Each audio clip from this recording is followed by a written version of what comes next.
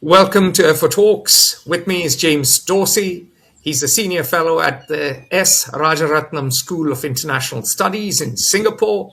He's also the author of The Turbulent World. It's a Substack column. He's a noted author, journalist, scholar, academic of sorts, and a lover of football.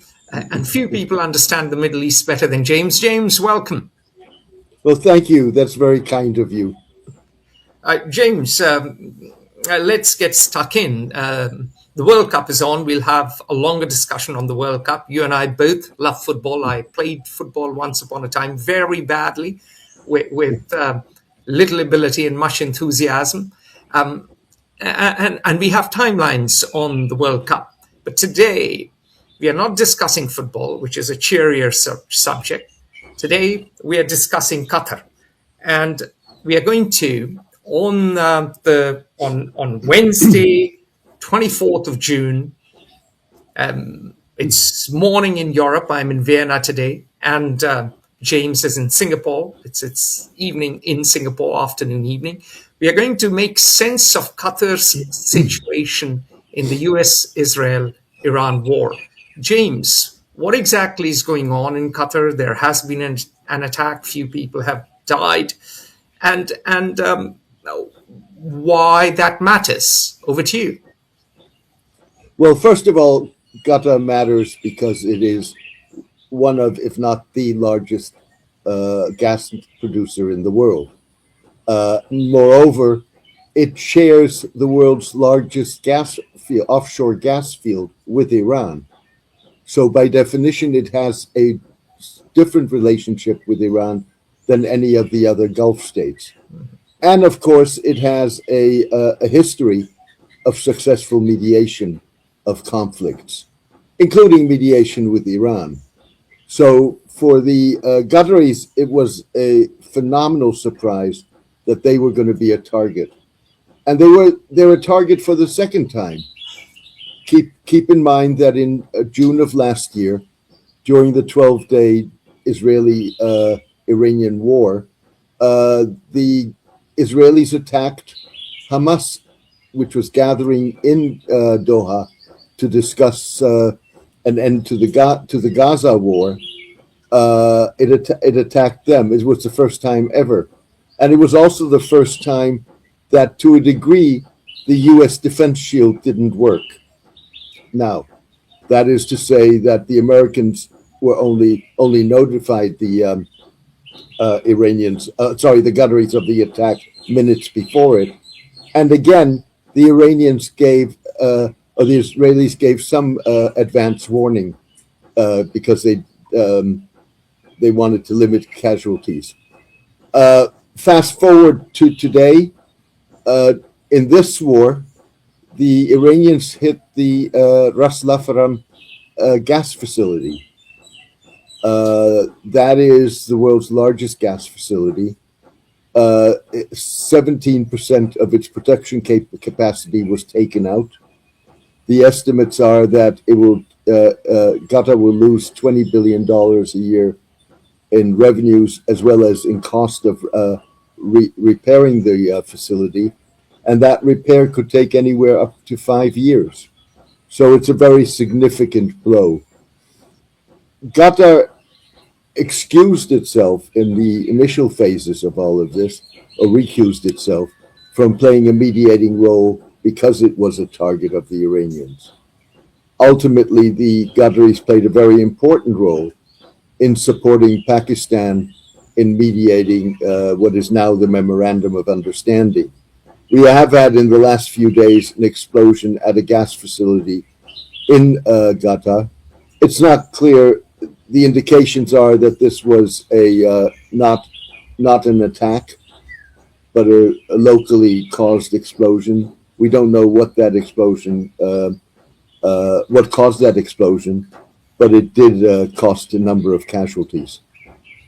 So, James, there are two more things to Qatar that you haven't mentioned. One, of course, that it hosted the previous World Cup very successfully, and that added to its soft power. And second, that Qatar funds Al Jazeera, which is the only rival to the BBC for worldwide coverage and worldwide audience that exists. So Qatar plays an outsized role, not just in diplomacy, not just in energy markets, but also when it comes to the narrative, or what some would say, the war of narratives around the world. Why did Iran hit Qatar?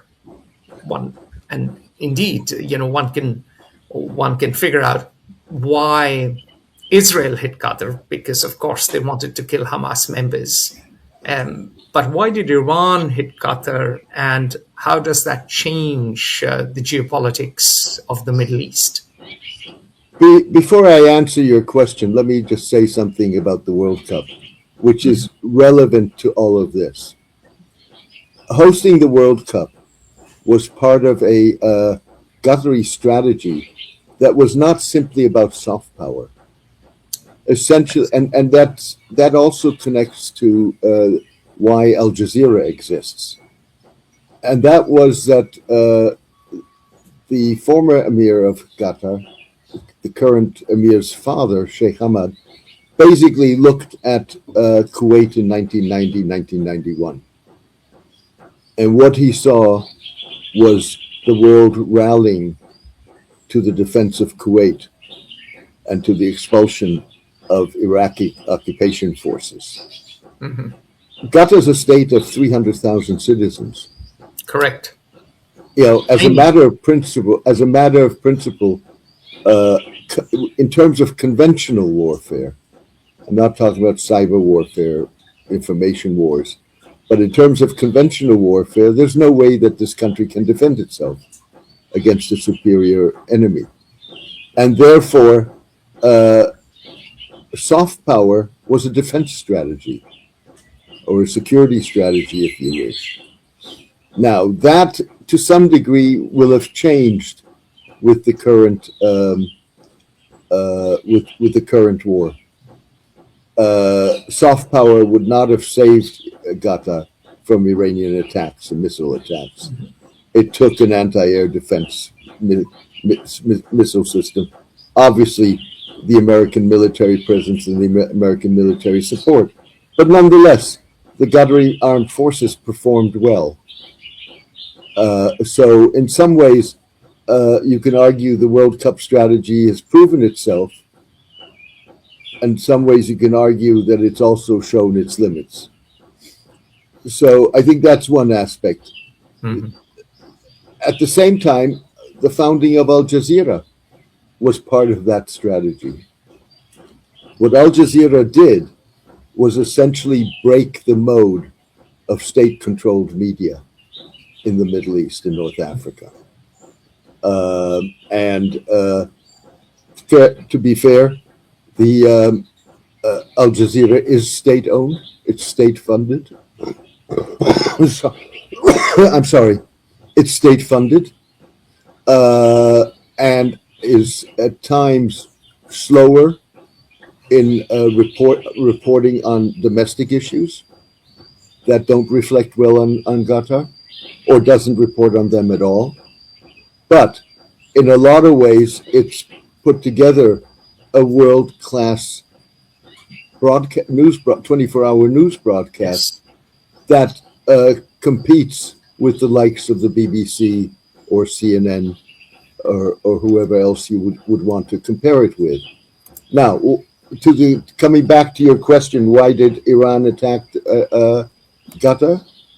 It attacked all 6 Gulf states,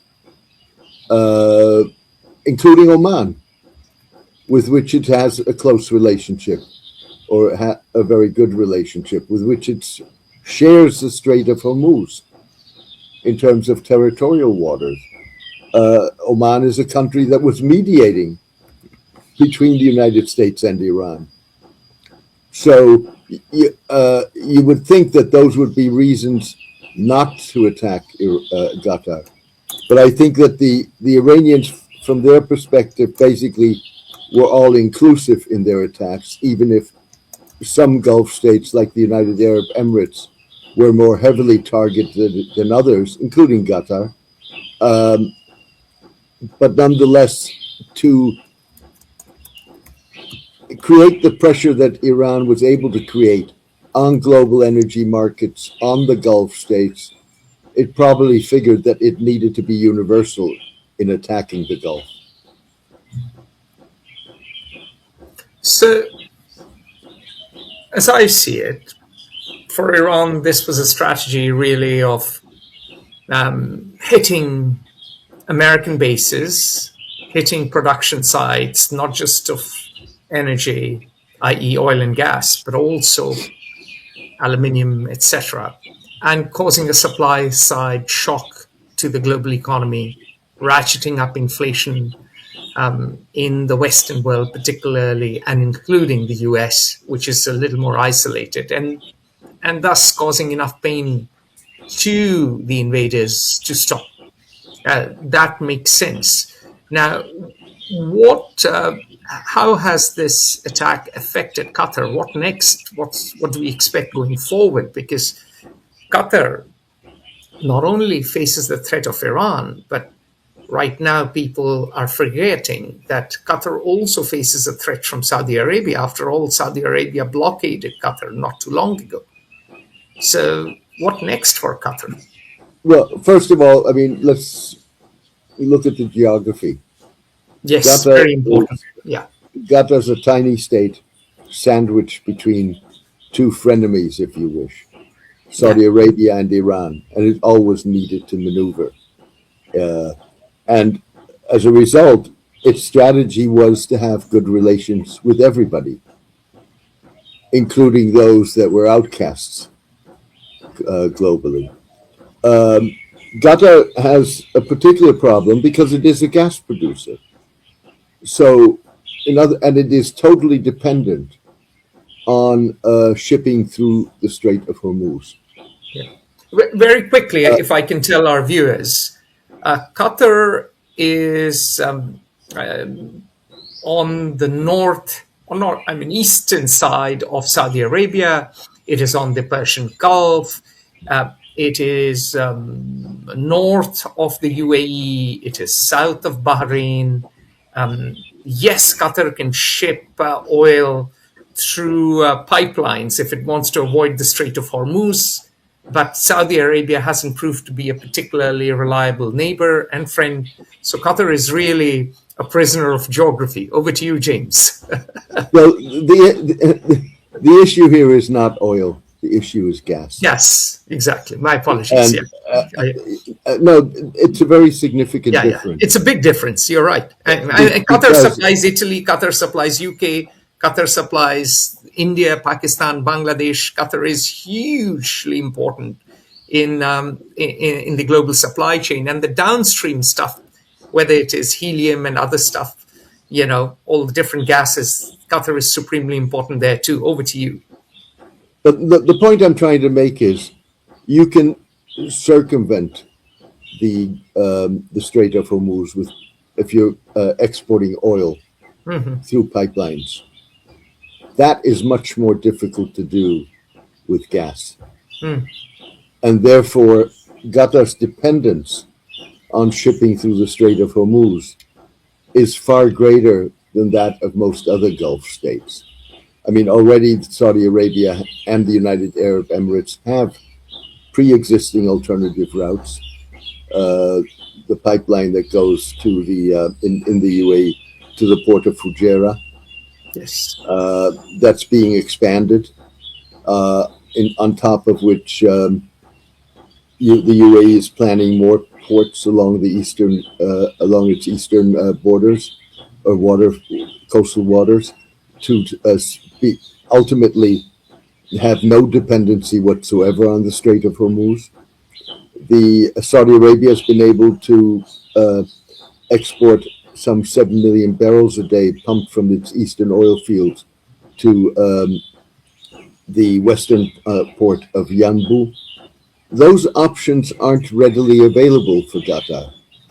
So Qatar has a particular interest in getting shipping back through the Strait of Hormuz. It's the only Gulf state that is publicly not not rejected the notion of fees levied by Iran in the Strait of Hormuz. It's basically said that it didn't want to see that to be a permanent fixture, but could see that happening temporarily to fund whatever Iran needed to fund with regard to the Strait of Hormuz. For example, minesweeping and other security measures. So, Qatar's been having to maneuver a balance on a tightrope, and for all practical purposes, it's done very well. So that may be so, but Qatar has 300,000 people. It was an economy largely run by expatriate workers. Many of them have fled. I know many Indian engineers who fled Qatar in terror. Some of them have come back, but many haven't. What does this current conflict portend for Qatar's economy and its ability to draw in both skilled and unskilled labor to power its economy? Well, I think it all depends on what happens with between the United States and Iran. What clearly, if you got an agreement that was a final agreement and that people have faith in, I think you'll see the exodus being reversed and the numbers coming back in. For many, the Gulf is financially a rewarding place to be. Extremely. I mean, extremely. And for many, it's also an environment that they appreciate, whether it's culturally, whether it's socially, whether in terms of safety on the streets of Qatari cities. There are many who have valued that, and so if you get a return to a degree of stability, then that the prospect of being dependent on foreign labor is not going to be an issue. Now, you could also get a situation in which you don't get a final agreement, and you get a no war, no peace situation. Again, we've seen that in other parts of the world, and that can prove to be relatively stable too. So, sure, this is obviously cost Qatar significantly, as I mentioned. The cost on the damage to the gas facility. That's $20 billion a year alone. $20 billion a year. But let's face it, if anybody can shoulder that kind of cost, it is the Gulf states, and it is a country like Qatar. It's a lot of money. It puts a dent in it, but other countries would be struggling with this. The Gulf may, for political reasons, be demanding compensation for damage done by Iranian attacks. It doesn't need that compensation. I'm not saying it wouldn't welcome it, but it doesn't need it. Iran, on the other hand, does need compensation or support for reconstruction. To be fair, the damage in Iran is far greater, and is as much or is obviously significantly enhanced by the U.S. and Israeli attacks, but damage was already done prior to that because of decades of sanctions. Yeah. So we are talking about damages. We are talking about the war. Let's talk about the security architecture, the resource architecture that has been appended. We will see the financial architecture, the petrodollar come into question too. We are already seeing it. But the security architecture, wherein the Gulf states relied on America for their security and in turn plowed their dollars into Western assets, is up in question. American security shield failed. The Pakistanis, or didn't succeed as well as it should have. The Pakistanis are now in Saudi Arabia. Where do you see Qatar going? Will Qatar hedge its bets? The UAE has become very close to the West. The UAE the Israelis tell me, is basically a de facto ally now. So I'm curious as to where Qatar goes and what Qatar does for its security. Well, let me put this in a broader perspective. Please. Uh, the there's no question in my mind Mhm. that the United States will remain the guarantor for security in the Gulf. Mm. The Gulf states have nowhere else to go. There is no country that is both capable and willing to shoulder that kind of a burden. Now, the United States may or may not want to revise arrangements to some degree. Uh, you know, Trump's famous "I want to get paid for what I do," but there'll be revisions also on the side of the Gulf, including Qatar. They will want to see the U.S. military presence in the region more conditional and more consultative. With other words, not just being informed, but being consulted. That's a Uh, great line. Conditional and consultative. that's A one. great phrase. I think the second thing that you will see is far greater investment in the defense sector. Hmm. Obviously, already countries like Saudi Arabia and the UAE were among the world's biggest arms buyers. Interestingly enough, Qatar has a very different history of that. Hmm. If you went back 10, 15 years, maybe 20, and you talk to U.S. defense contractors, what they would tell you is the Qataris always come in, inquire about a major purchase, negotiate a major purchase, but then don't actually make the purchase. Simply because, as we were discussing earlier, Qatar's main defense strategy was not hardware, it was software or soft power. That's going to change. And I think that will change across the Gulf.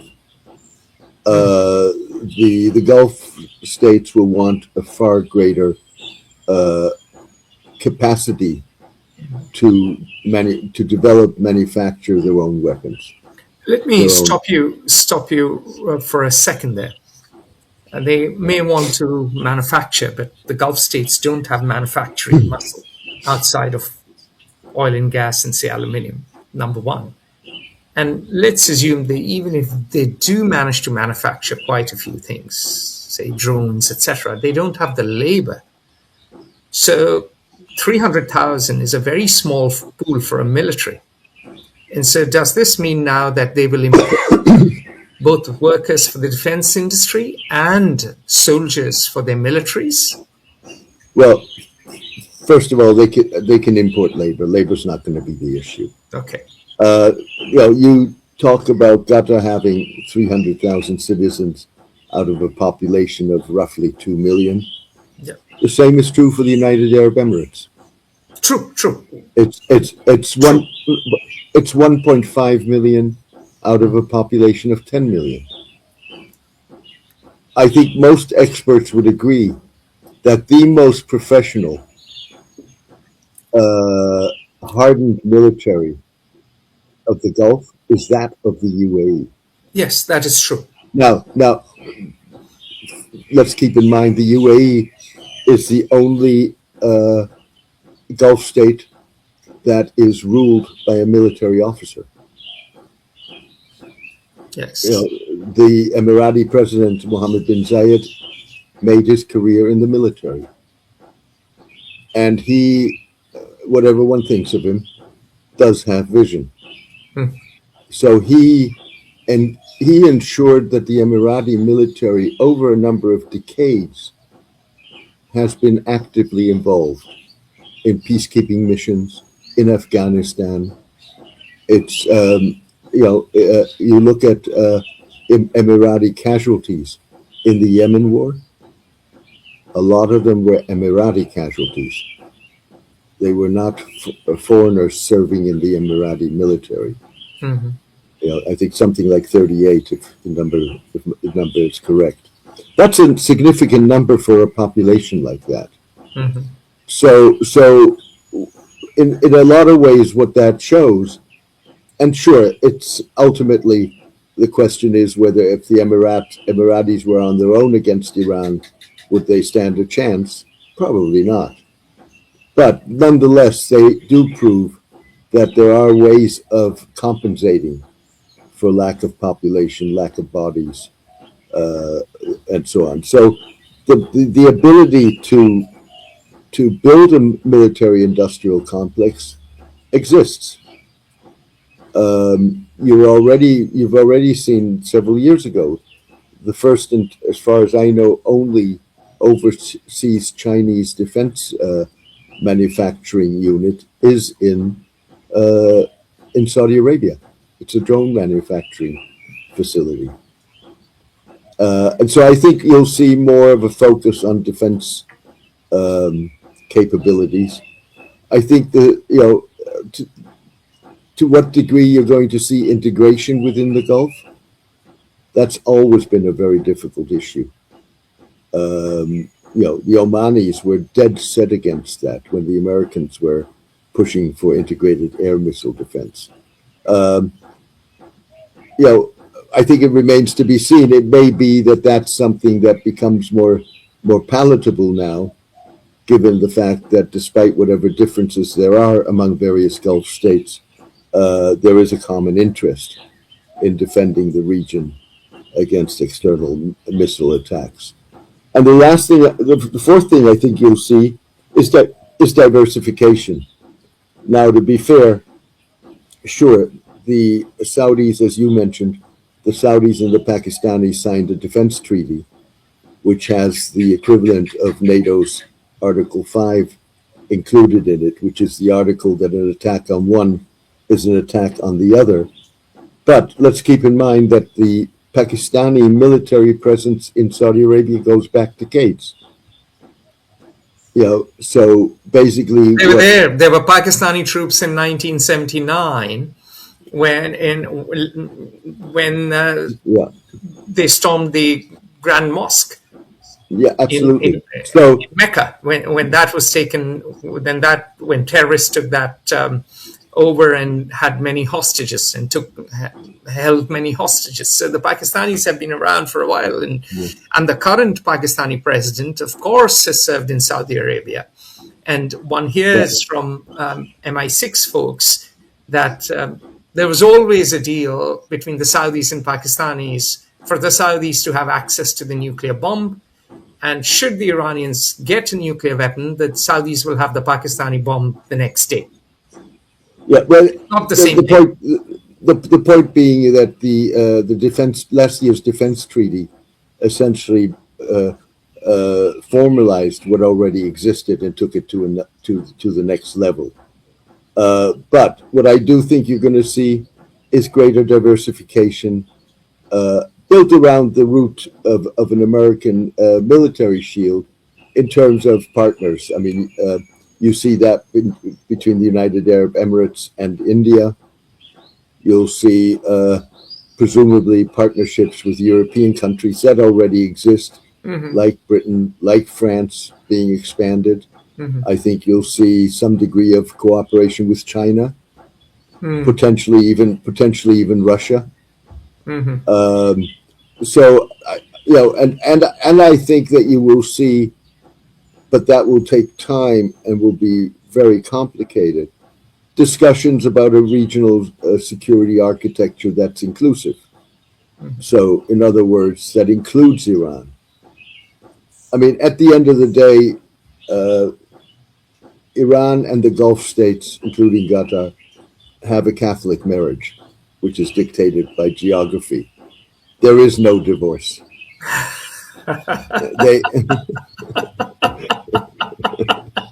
I've never heard anyone say it better. That's a brilliant way of summing the situation up. Thank you. Thank you. So they have to find a modus vivendi, and they know it. Yeah. You see already traces of that in the discussion about the future of the Strait of Hormuz, Yeah, where the but this is suggestion this. where the suggestion is not only that there would be a discussion or that there are discussions between Iran and Oman about the future management of the strait, but also with the Gulf states. So you're seeing already the very first initial steps in this. I think the problem that the Gulf states feel is that, at least up until this point, Iran comes out of this conflict emboldened. Mhm. It may have been militarily weakened. In other words, it may be down, but it is by no stretch of the imagination out. It may have been economically weakened, but then again, if it gets the release of its frozen assets, if it gets the lifting of the sanctions, if it gets whatever figure of $300 billion, whatever it may be, a reconstruction fund, then the economic losses will be compensated for. So Iran ultimately comes at this point out of this conflict strengthened. It's no longer about survival of the regime. The regime has survived. I think that the regime probably understands that the grievances that many in Iran have and that brought them onto the streets in significant numbers in December and January continue to exist, may have been put on the back burner for now, as many rallied around the flag, but are certain to come back. And the government, certainly Pezeshkian, the president, has shown that he is sensitive to that. And there's a history in Iran of this kind of situation. So if you go back to the presidency of Hashim Rafsanjani in the 1990s or 1980s, that divide Wasn't it 90s? Because 80s was the Iran-Iraq war. Yeah, So exactly. Rafsanjani comes after that. Yeah, it was the 1990s. Yeah. If you look at that period, Rafsanjani was obviously a much stronger figure politically and otherwise, but nonetheless, he was the Pezeshkian, if you wish, of that era. His emphasis was on social and economic, not on military ideology, what have you. So, Iran's been here before. It's not new, and I would assume, certainly if they have any brains, that they've demonstrated to have those, that they're very well aware that the fight doesn't end when the guns fall silent. Yeah. But coming back to this whole thing, this is an Iran that is emboldened by its success, its political success in this war, and that's going to manifest itself in the way it approaches relations, security architecture in the region. Now, the last thing I'll say on this is there are all kinds of issues. It's very hard to see the Iranians engage in a regional security architecture that involves U.S. bases in the region. It's very hard to see Iran engage, and I say this very deliberately this way, engage in a security architecture that includes Israel without a resolution of the Israeli-Palestinian conflict. And the reason I say this is Iran's position is interpreted, and there's the rhetoric to prove it, there's no question about it, that Iran wants the destruction of the state of Israel and won't compromise on anything less. However, if you look in practice, and I don't see Iranian support for Hamas as by definition meaning the destruction of the state of Israel. But if you look at other examples, the bottom line of the Iranian position has been, we'll accept whatever the Palestinians accept. So if you go back, as one example, to the November 2023 Arab and Islamic Summit in Riyadh, in which Mahmoud Abbas, the Palestinian president, participated, the final statement of that summit, a month into the Gaza war, reaffirmed support for a two-state solution. Iran signed that declaration. So, very quickly, last question for you. Joseph Olmert, whom you've heard of, who's a regular author, he interviews very regularly with me, said that Iran has won. Strategically, it has won because it has survived. The regime has survived. The regime has held the global economy ransom. And the US has backed down. And I've said that, and I said it yesterday to Gary Grappo, our former chair, who is a celebrated retired US diplomat, that for me, the 2026 Hormuz crisis for the US is like the 1956 Suez crisis for the UK. And this is bad news in more ways than one for Israel. First of all, I think at this point, Iran has won. I would agree with that. Mm-hmm.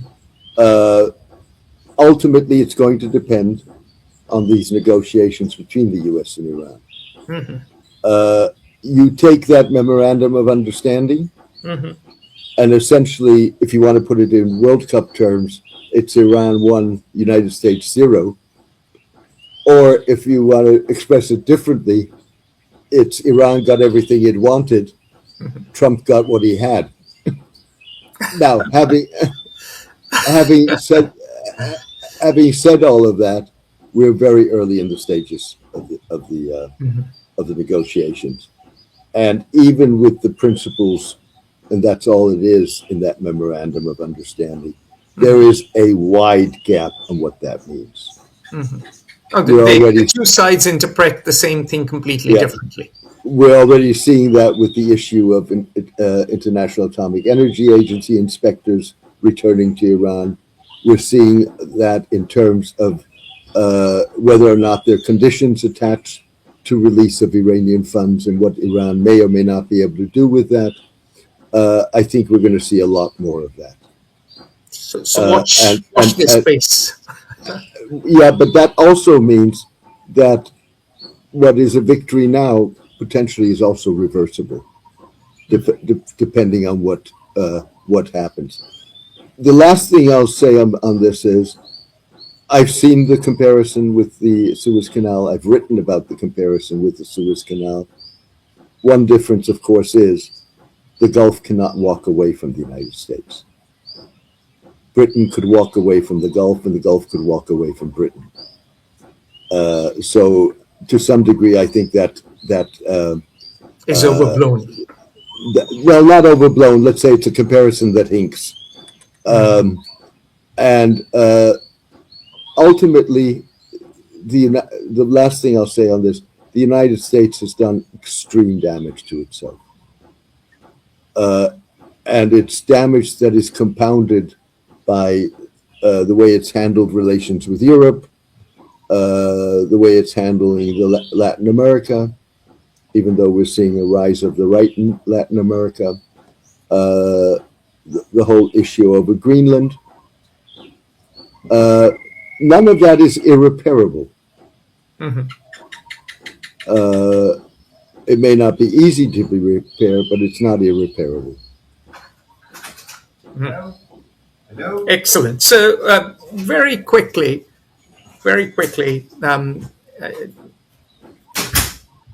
James, Qatar on the whole, as you said, will invest in military, going back to the topic of our discussion.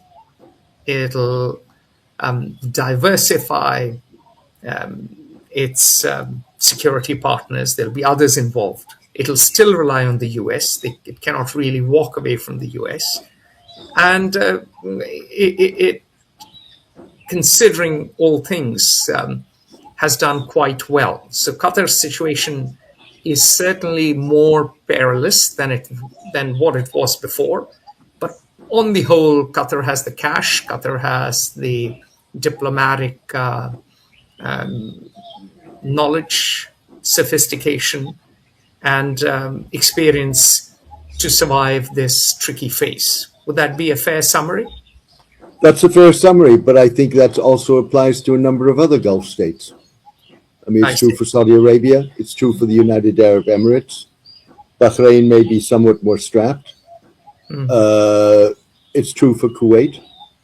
So I think in that sense, you're going to see more uniformity in those kind of steps, even if you're going to see somewhat differing policies, as you see between Saudi Arabia and the United Arab Emirates. But by and large, you're going to see a degree of uniformity in many of those responses to the Iran war. Brilliant. James Dorsey, thank you very, very much for your time, and we'll have you back. Thank you. Bye. Thank you. Join the conversation at Fair Observer and subscribe to our YouTube channel.